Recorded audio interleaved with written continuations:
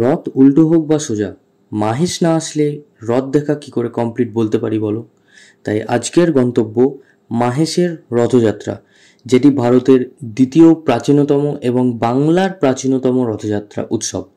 এই উৎসব শুরু হয়েছিল 1396 সালে পশ্চিমবঙ্গের শ্রীরামপুরের এই মাহেশ গ্রামে। রথযাত্রার সময় মাহেশের স্নানপিড়ি ময়দানে 1 মাস ধরে চলে মেলা। জগন্নাথ দেবের মূল মন্দির থেকে মাহেশ গুন্ডিচা মন্দির অর্থাৎ তার মাসির বাড়িতে জগন্নাথ, বলরাম ও সুভদ্রার 50 ফুট উচ্চতা সম্পন্ন রথটি টেনে নিয়ে যাওয়া হয়। এমনকি রথের বয়সও বলা হয় প্রায় 139 বছর।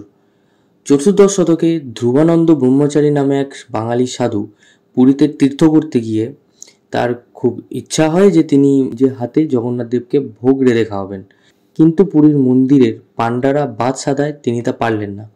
দুঃখিত হয়ে 3 দিন আমরণ অনশনে থাকার পর জগন্নাথ দেব দর্শন দেন এবং বলেন তাকে বঙ্গদেশে ফিরে যেতে এবং এই মাহেশ গ্রামে এসে সাধনা করতে। আরও বলেন যে নিম গাছের একটি কাণ্ড পাঠাবেন, যেই কাণ্ড দিয়ে এই 3 মূর্তি অর্থাৎ বলরাম, সুভদ্রা এবং জগন্নাথ দেবের মূর্তি গড়ে পুজো করার জন্য। তিনি সেই মতো মাহেশে ফিরে এসে তপস্যা শুরু করেন এবং একদিন নদীর জলে নিম কাঠ ভেসে আসে, যেটা দিয়ে তৈরি হয় এই 3 মূর্তি, এবং সেই থেকে চলে আসছে জগন্নাথ দেবের রথযাত্রা এই মাহেশ গ্রামে।